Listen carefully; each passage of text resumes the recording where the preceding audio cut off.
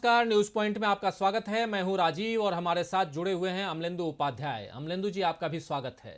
तो साथियों, इन दिनों भारत और चीन के बीच चल रहे तनाव को आप सब देख ही रहे हैं, आप सब वाकिफ हैं इससे। हम जानते हैं कि लद्दाख के पैंगोंग झील के इलाके में दोनों देशों के सैनिक जो हैं वो आमने सामने आ गए थे, हालात डोकलाम जैसे बन गए थे।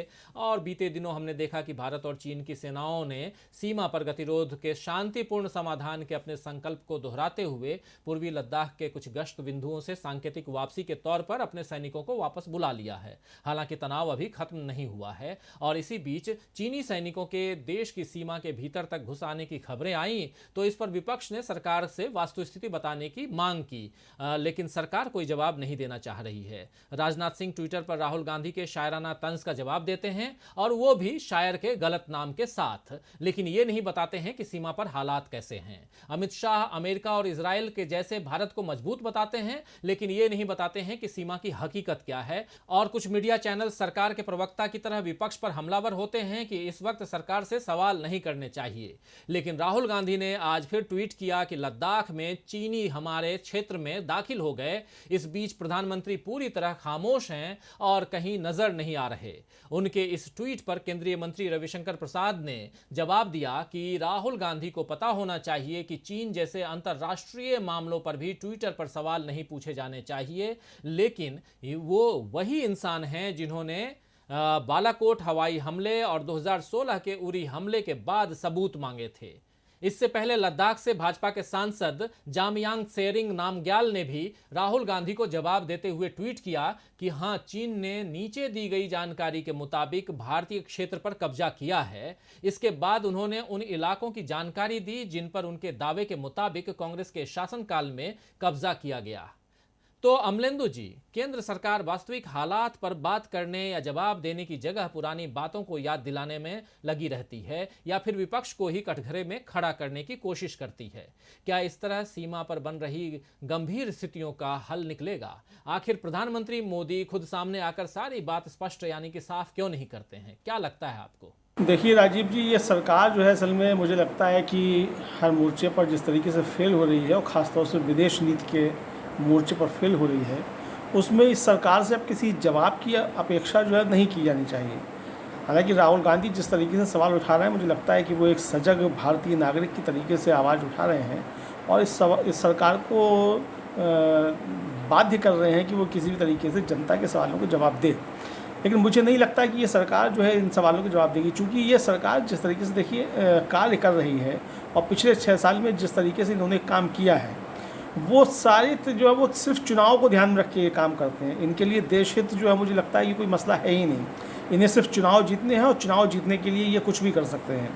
तो ये चीन से जो हमारा विवाद है उससे गंभीर मसले को भी जो है ये सिर्फ चुनाव की दृष्टि से ही देख रहे हैं और इसलिए ये कोई भी सवाल देने की स्थिति में मुझे लगता है कि नहीं है। आपको याद होगा कि जब यहाँ शी जिनपिंग आए थे तो हमारे प्रधानमंत्री नरेंद्र मोदी जी जो थे वो उनको एक बार तो उनको झूला झुलाया था, दूसरी बार जब वो आए थे तो उनको काफ़ी आवभगत की गई थी और फिर ये प्रधानमंत्री का ये वक्तव्य भी लोगों ने पढ़ा और सुना था, ध्यान होगा कि हम जो है सारे मसले जो हैं वो मिल बैठ के सुलझा लेंगे और विवाद की स्थिति नहीं होगी, हम अच्छे पड़ोसी हैं। सवाल ये है कि जो अच्छे पड़ोसी हैं और हम अच्छे पड़ोसी हैं कि इसमें कोई शक भी नहीं है कि हम अच्छे पड़ोसी हैं, बिल्कुल बात सही है कि हम अच्छे पड़ोसी हैं, लेकिन जो हमारे सीमा के विवाद हैं उन पर बातचीत तो होनी चाहिए ना। मान लीजिए हम अगर अरुणाचल प्रदेश में अपने हिस्से में अगर हम सड़क बनाते हैं तो चीन तुरंत उस पर आपत्ति कर देता है और हमारी सरकार उस पर खामोश होकर बैठ जाती है। आज जो राहुल गांधी जिस खबर का हवाला देकर के सवाल कर रहे हैं, अगर आप गूगल पे जाइए और सर्च कीजिए तो आपको लगभग साल भर पहले की मुझे लगता है ये खबरें मिल जाएंगी कि जो भारतीय जनता पार्टी के अरुणाचल से एक सांसद हैं वो स्वयं कह रहे हैं कि चीन जो है वो 25 किलोमीटर तक जो अरुणाचल में घुस आया है और वहाँ उसने पुल का निर्माण करना शुरू कर दिया है। तो ये सारी चीज़ें जो हैं वो चिंताजनक हैं और चीन जिस तरीके से विस्तारवादी नीति अपना रहा है और भारत की भूमि पे जिस तरीके से कब्जा कर रहा है, तो हम ठीक है कि हम अंतर्राष्ट्रीय परिदृश्य में जो चल रहा है अमेरिका और चीन के साथ जो तनाव चल रहा है आर्थिक और व्यापार को लेकर के, हम उसमें नहीं पड़ेंगे क्योंकि हमारे चीन से भी जो है पड़ोसी के संबंध हैं, तो हम उस विवाद में जाना नहीं चाहेंगे। लेकिन जो हमारे जो हित हैं, जो हमारे देश के हित हैं, उन पे तो हम सवाल करेंगे ना। तो ये सरकार उन सवालों को नहीं कर रही है। जो 56 इंच का सीने वाली सरकार है, जो घर में घुसकर मारने वाली सरकार है, वो चीन के मसले पर आकर के खामोश हो जाती है। तो मुझे लगता है कि सरकार को इन सारे सवालों के जवाब देने चाहिए। और जो रविशंकर प्रसाद जी आज ज्ञान बखार रहे हैं कि विदेश नीति के मसले जो ट्विटर पे नहीं तय किए जाते हैं, इनके जवाब नहीं दिए जाते हैं, तो मुझे लगता है कि ये बड़ी अच्छी बात है कि रविशंकर प्रसाद जी को जो है चीन के मसले पे ये याद आ गया है कि विदेश नीति के मसले जो हैं वो ट्विटर पर नहीं दिए जाते हैं। लेकिन मान्यवर को ये भी याद रखना चाहिए कि विदेश नीति के मसले जो हैं वो घर में घुसकर मारूंगा और 56 इंच का सीना जो है इससे भी जवाब नहीं दिए जाते हैं। तो ये इस सरकार को जो है मुझे लगता है कि बहुत आत्मनिरीक्षण करने की आवश्यकता है। और केंद्र सरकार जो है वो जिस तरीके से मतलब पलटवार कर रही विपक्ष के ऊपर इस मसले को लेकर के, विपक्ष की अपनी चिंताएं बिल्कुल एकदम सही हैं, बिल्कुल जायज़ हैं। मुझे लगता है कि विपक्ष जो सवाल कर रहा है और ख़ासतौर से राहुल गांधी जिस तरीके से सवाल उठा रहे हैं वो देश हित के सवाल हैं, और देश हित के सवालों को भारतीय जनता पार्टी को भागना नहीं चाहिए। भारतीय जनता पार्टी को उन सवालों के सही जवाब देने चाहिए। अगर मान लीजिए चीन ने कब्जा कर लिया है और हम इस स्थिति में नहीं है कि उससे लड़ाई लड़ सकते हैं, तो ये स्थिति भी देश के सामने आनी चाहिए। देखिए सन 62 में जब चीन से युद्ध हुआ था तो कम से कम भारत चीन से लड़ा था, हम हारे वो एक बात अलग की है। लेकिन आज तो जो है चीन से बिना युद्ध किए हुए ही हमने आत्मसमर्पण कर दिया। जैसे कि खबरें आ रही हैं कि यानी चीन पहले 65 किलोमीटर तक घुस आया था और फिर 2.5 किलोमीटर पीछे चला गया। ये सारी खबरें जो हैं उसी मीडिया में आ रही हैं, जो मीडिया जो इस समय राहुल गांधी और विपक्ष के ऊपर हमलावर है, ये वही मीडिया जो ये खबरें भी दे रहा है। तो मुझे लगता है कि इस सारे सवालों पर सरकार को जो है वो निश्चित तौर पे जो है सही सवाल इनके जवाब देने चाहिए। और प्रधानमंत्री को स्वयं जो है वो आकर के इस पे जो है देश की चिंताएं जो हैं जो उठ रही हैं उन चिंताओं का निराकरण करना चाहिए। और प्रधानमंत्री को स्वयं जो है इस मसले पर आकर के जवाब देना चाहिए। ये छोटा मोटा मसला नहीं है, राष्ट्र की सुरक्षा से जुड़ा हुआ गंभीर मसला है। और अगर ऐसे समय भी प्रधानमंत्री नहीं बोलते हैं तो देश के अंदर और पूरी दुनिया में भारत के विषय में एक गलत जो है वो दृष्टिकोण बनेगा और एक गलत संदेश जाएगा। तो देश में स्वास्थ्य, अर्थव्यवस्था, सुरक्षा सबको लेकर के सवाल खड़े हो रहे हैं, लेकिन हमारे पीएम इन मसलों पर कुछ भी नहीं बोल रहे हैं। जबकि पहले उन्होंने कुछ इस अंदाज में देश को आश्वस्त किया था कि 21 दिन के लॉकडाउन से कोरोना की चेन टूट जाएगी। लोगों को व्यस्त रखने के लिए कभी ताली बजवाई, थाली पिटवाए तो कभी दिए जलवाए, और अब हालात ऐसे हैं कि कोरोना विस्फोट का डर जताया जा रहा है। इतनी गंभीर स्थिति में भी भाजपा वर्चुअल रैली का राजनीतिक हिसाब किताब बराबर करने में लगी हुई है। बिहार और पश्चिम बंगाल के बाद आज ओडिशा में गृह मंत्री अमित शाह ने विपक्ष को खरी खोटी सुनाई है। हालांकि उन्होंने अपनी विफलता को भी माना है। उन्होंने कहा है कि कोरोना वायरस महामारी से निपटने और प्रवासी मजदूरों के मुद्दे पर हमसे गलती हुई होगी, कुछ कमी रह गई होगी, लेकिन हमारी निष्ठा साफ थी। हम कहीं कम पड़ गए होंगे, कुछ नहीं कर पाए होंगे, मगर आपने यानी विपक्ष ने क्या किया। देखिए कितनी हास्यास्पद बात है अमलेंदु जी कि देश के गृह मंत्री विपक्ष से जिम्मेदारी का हिसाब ले रहे हैं। लोकतंत्र में विपक्ष का काम सरकार की मनमानी पर अंकुश लगाना है, उसे सही राय देना है और गलत बातों की आलोचना करना है। इस हिसाब से देखें तो विपक्षी दल कांग्रेस के सांसद राहुल गांधी ने फरवरी में ही मोदी सरकार को कोरोना के खतरे और अर्थव्यवस्था पर उसके परिणामों को लेकर चेतावनी दे दी थी। इसके बाद उन्होंने लॉकडाउन को लेकर भी आगाह किया था कि ये केवल पॉज बटन है, हमें कोरोना से बचने के लिए टेस्टिंग बढ़ाने की जरूरत है। सोनिया गांधी ने भी सरकार से लॉकडाउन के बाद की रणनीति को लेकर सवाल पूछे। लेकिन अब अमित शाह जो हैं वो पूछ रहे हैं कि आपने क्या किया, जबकि फैसले लेने का हक तो सरकार के पास है। जनता ने पूर्ण बहुमत देकर भाजपा को इसलिए सत्ता नहीं सौंपी थी कि वो खुद काम करने की जगह विपक्ष से काम करने की उम्मीद रखे। आप क्या कहेंगे अमलेंदु जी?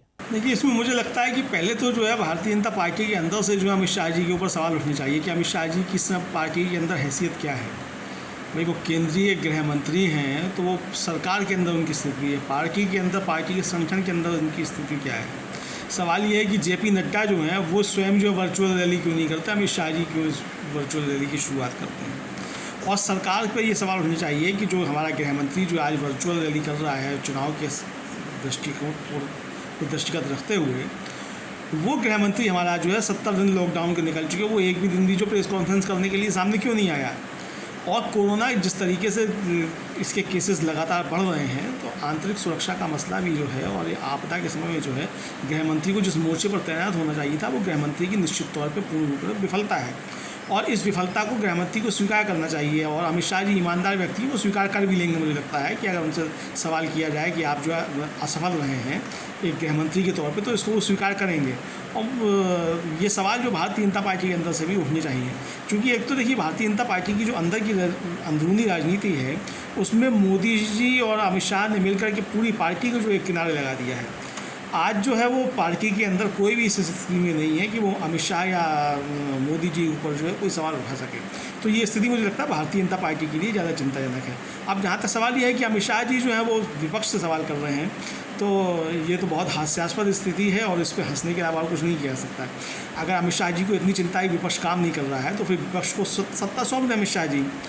सवाल ये है कि जब जनता ने आपको सत्ता सौंपी थी, आपको मत दिया था, छप्पर फाड़ के बहुमत आपको दिया था, तब जिम्मेदारियां आपकी हैं, जिम्मेदारियां सरकार की हैं। विपक्ष को काम नहीं करना था। विपक्ष का काम जो है सरकार के ऊपर नकेल कसना है। विपक्ष को वो काम करना चाहिए जिसमें मुझे लगता है कि राहुल गांधी को छोड़ करके या प्रियंका गांधी को छोड़ करके या सोनिया गांधी को छोड़ करके, मतलब इन 3 नेताओं को अगर आप छोड़ दीजिए तो समूचा विपक्ष जो है वो इस समय उसको वो भी एकदम से लकवाग्रस्त सा हो गया है, तो वो भी अपनी जिम्मेदारी नहीं निभा रहा है। तो यहाँ तो ये एक बात तो सही हो सकती है अमित शाह की कि विपक्ष क्या कर रहा था। हो सकता है कि अमित शाह जी जो कह रहे हैं वो यही कह रहे हैं कि भाई विपक्ष जो है वो सरकार से सवाल क्यों नहीं पूछ रहा था। तो अगर अमित शाह जी का ये कहना है कि विपक्ष जो है वो सरकार से सवाल क्यों नहीं पूछ रहा था, तब तो फिर अमित शाह जी सही है। मुझे लगता है कि वो एकदम सही बात कह रहे हैं। ये सरकार मायावती को पूछनी चाहिए, ये सवाल अखिलेश यादव को पूछनी चाहिए, ये सवाल जो है वो जगनमोहन रेड्डी को पूछनी चाहिए, केसीआर को पूछनी चाहिए, ममता बनर्जी को पूछनी चाहिए। इन सबको ये सवाल जो थे वो सरकार से पूछने चाहिए थे। मुझे लगता है कि जो सवाल जो आज राहुल गांधी, प्रियंका गांधी या सोनिया गांधी सरकार से पूछ रहे हैं, तो ये कुल मिलाकर के जो एक स्थिति बन रही है और सरकार जिस तरीके से देखिए फेल हो रही है हर तरीके से। आप देखिए स्थिति कितनी गंभीर है।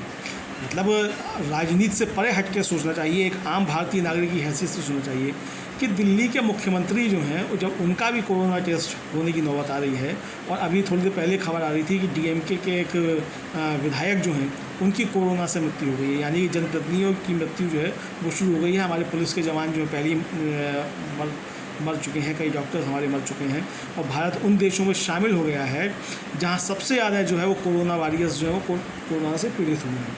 तो ये सारी जो चीज़ें हैं ये सरकार की नाकामियों को साफ तौर पर जाहिर करती हैं।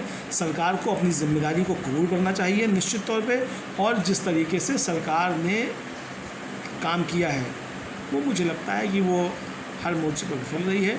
और अमित शाह जी जिस तरीके से विपक्ष पर हमला कर रहे हैं, अच्छी बात है कि सरकार में कुछ लोग ऐसे हैं जो विपक्ष पे हमला कर सकते हैं, विपक्ष से सवाल पूछ सकते हैं, लेकिन दुखद स्थिति ये है कि विपक्ष में जो बाकी लोग बैठे हुए हैं वो सवाल जो है नहीं पूछ रहे हैं। तो मुझे लगता है कि इस समय जो विपक्ष को भी आगे बढ़ के सरकार से सवाल करने चाहिए, और अमित शाह जी की जो बात है उसको सच साबित करना चाहिए कि विपक्ष जो है वो अपना काम कर रहा है और सरकार से सवाल कर रहा है। और मुझे लगता है कि सरकार भी जो है वो इन सारे सवालों के जवाब देगी, और विपक्ष सवाल करे या ना करे, लेकिन सरकार की जो जिम्मेदारी है जिसलिए सरकार को वोट दिया गया था, जनता ने वोट दिया था, वो जिम्मेदारी निभाने का समय है। मुझे लगता है कि अगर मोदी जी इतिहास में एक विफलतम प्रधानमंत्री की सूची में आना नहीं चाहते हैं तो उन्हें आगे बढ़ कर के कायदे से काम करना चाहिए। पूरी सरकार को जो है युद्ध स्तर पर अब इस बीमारी से निपटने के लिए काम करना चाहिए। तो ये कहा जाता है कि मुसीबत जब आती है तो अकेले नहीं आती है। इस वक्त भारत के संदर्भ में यही बात सच होती नजर आ रही है, लेकिन यही वक्त भारत के लोगों और उनसे भी बढ़कर उसके नेतृत्व की असली परीक्षा का भी है। राजनीतिक गुणा भाग तो कभी भी किया जा सकता है, लेकिन अभी देश को सशक्त और निर्णायक फैसले लेकर इस मुसीबत से बाहर निकालने की जरूरत है, और उम्मीद है कि मोदी सरकार इस बात को समझेगी। तो आज के लिए बस इतना ही। अमलेंदु जी, आपने चर्चा के लिए वक्त निकाला, इसलिए आपको बहुत बहुत धन्यवाद। और दोस्तों, साथियों, शुभचिंतकों, आपने इस चर्चा को बहुत ही ध्यानपूर्वक सुना, इसके लिए आप सभी को बहुत बहुत शुक्रिया, बहुत धन्यवाद। और देखते रहिए DV लाइव, जुड़े रहिए हमारे साथ। नमस्कार।